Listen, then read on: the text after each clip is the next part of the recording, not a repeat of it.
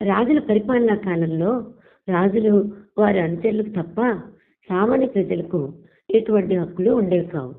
సమాజంలోని కొందరు ఉన్నత వర్గీయులు మిగతా వారికన్నా తాము ఎంతో అధికులమనే దురహంకారం, అభిజాత్యాలు కలిగి ఉండడం మానవ హక్కుల ఉల్లంఘనకు దారితీస్తుంది.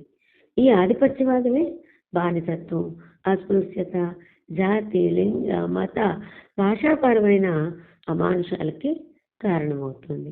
1857లో డ్రెడ్ స్కాట్ వర్సెస్ శాండ్ఫోర్డ్ కేసులో అమెరికా సుప్రీంకోర్టు అక్కడి నల్లజాతీయులు దేశ పౌరుల కారుని తీర్పు చెప్పిందంటే వారి నరనరాన జాత్యహంకారం ఎంతగా జీర్ణించుకుపోయిందో అర్థం చేసుకోవచ్చు. మన దేశంలో అంటరానితనం వంటి సాంఘిక దురాచారాల వల్ల అణగారిన వర్గాల వారి హక్కులు కాలరాయబడ్డాయి. ప్రపంచంలో ప్రతి ఒక్కరూ ఎలాంటి వివక్షకు గురి కాకుండా సమాన హక్కులతో జీవించాలని ఐక్యరాజ్య సమితి లక్ష్యంగా పెట్టుకుంది. ఇందుకోసం 1948 డిసెంబర్ 10న ప్యారిస్ వేదికగా ఐరాస ఆధ్వర్యంలో ప్రపంచ దేశాలన్నీ ఓ ఒప్పందంపై సంతకం చేశాయి. అప్పటి నుంచి డిసెంబర్ 10న అంతర్జాతీయ మానవ హక్కుల దినోత్సవాన్ని జరుపుకుంటున్నారు. ఈ ఏడాది మన హక్కులే మన భవిష్యత్తు అనే ఇతివృత్తంతో ఈ దినోత్సవాన్ని జరుపుతున్నారు. ఐరాస మానవ హక్కుల ప్రకటన భారత్తో సహా పలు దేశాల రాజ్యాంగాలకు స్ఫూర్తినిస్తుంది.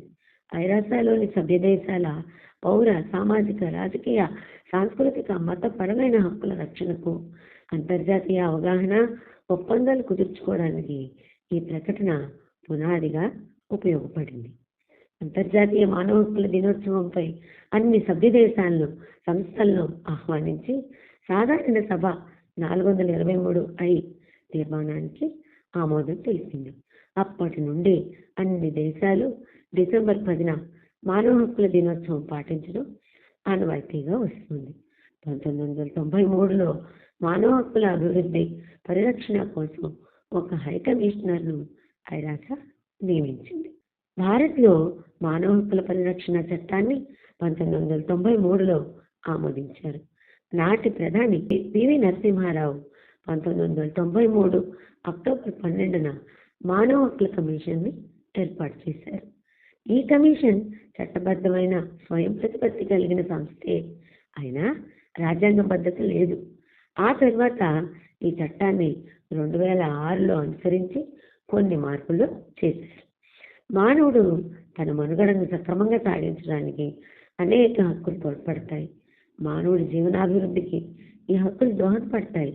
మానవ హక్కుల పరిరక్షణకు సంబంధిత కమిషన్ బాధ్యత వహిస్తుంది.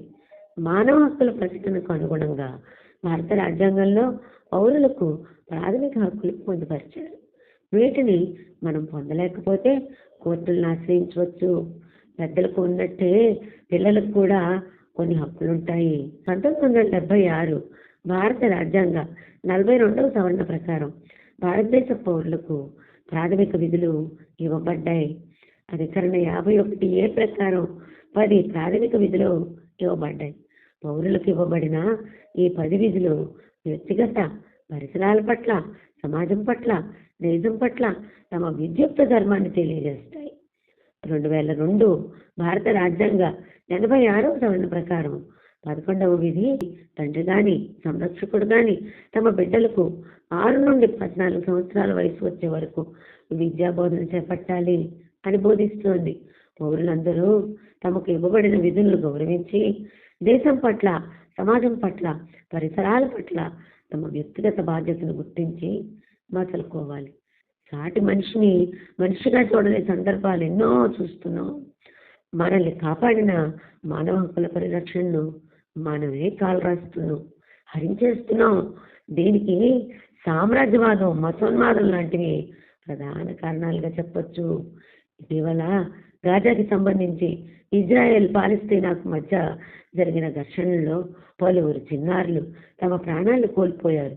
అదేవిధంగా పేదరికం వల్ల ఆఫ్రికా ఖండంలో పలు దేశాల్లో చిన్నారులు చదువుకు మధ్యలోనే స్వస్తి చెప్పాల్సిన పరిస్థితి నెలకొంది. ఈ కరోనా కారణంగా ఇంకా పేదరికం పెరిగింది. చాలా దేశాలకు సకాలంలో మందులు అందలేదు. మానవ హక్కులతో అత్యంత ప్రధానమైనది జీవించే హక్కు.